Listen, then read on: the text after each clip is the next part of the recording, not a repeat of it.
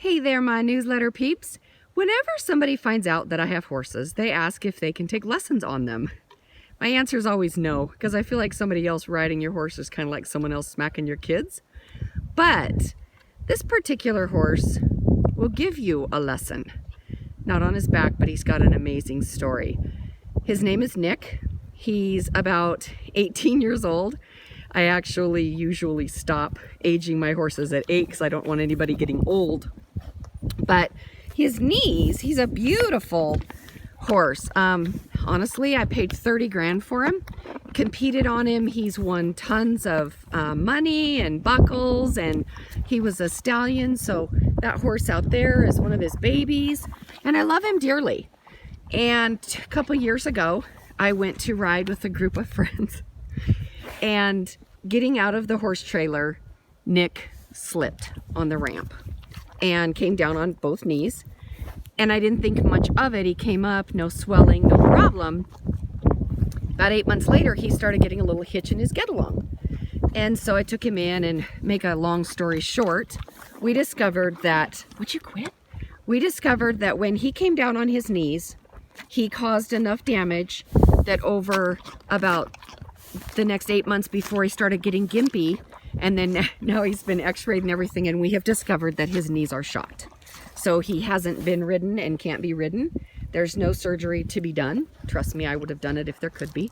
But he's an amazing horse, and I was devastated for a couple months about that because he's like in my back pocket. I was devastated for a couple months because I thought, oh my gosh, I won't get to enjoy him, and he's such a kind of fun horse. As you can see, he's like a dog. But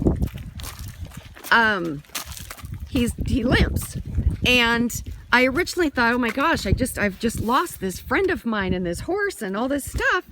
And my dad explained it to me that, just because he's got a gimp, which, a lot of us older people, as we get older, if we buck and fart and play around too much, we're going to get gimpy. So just because he's got a gimp doesn't mean he's done. It just means I can't ride him. And the moral to the story is that now he's loose. My other horses are in pens. This one's loose. He's in my front yard. He's always in my yard and up on my stairs and follows me everywhere. And the relationship that I thought was going to be gone is even closer with this horse. Seriously, he greets me when I pull up with my car. He comes running out like a dog. This is the ramp that his knees hit that caused this damage. But the moral to the story is there is always a silver lining.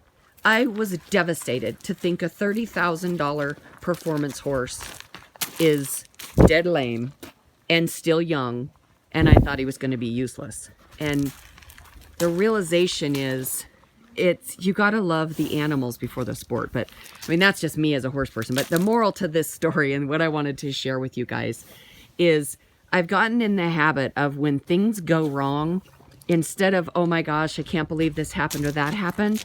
Ooh, yuck, put my finger up your nose.